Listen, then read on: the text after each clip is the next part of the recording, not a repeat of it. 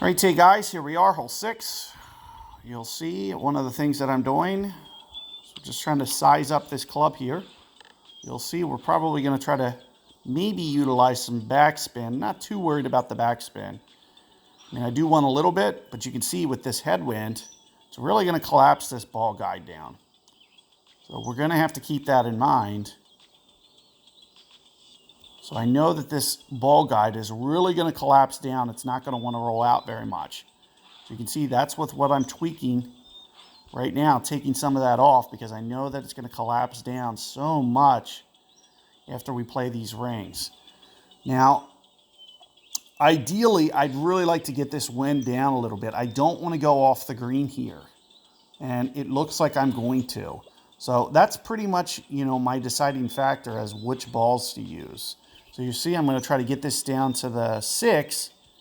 Maybe just kind of tweak my line just a little bit because a 6 wind, it might not collapse quite as much. So maybe thinking right here. And keep in mind, I'm just anticipating how much this ball guide is going to collapse down. So that's mainly what I'm doing here, because I know that the second bounce is going to be much closer and it's not going to want to roll out very much. So I'm just trying to anticipate how much is this going to collapse down. And again, 6.5, I'm thinking pretty close to this ring adjustment here, maybe just a little bit heavier this time, somewhere along the lines of this, 14.6.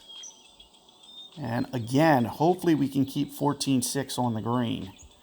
It's kind of the goal.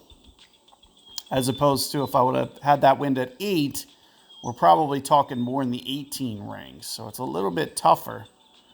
And what did I say? 14.5, 14.6. So that should be right in the ballpark of where we want. And 5 rings here. A little bit to the right there. So there's our 5.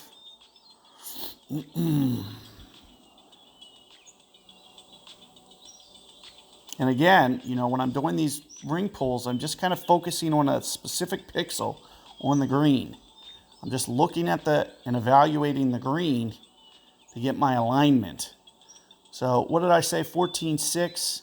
We're going to zoom in just a little bit more, make it a little bit easier to see.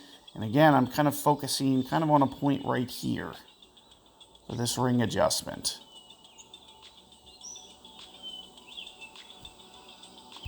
Somewhere right there. Ultimate shot. And again, it's really going to just come down to how well did I anticipate that ball guide deflection. It looks like maybe just a hair heavy on the ring adjustment. So maybe sticking with the 2.5 there, or the 2.2.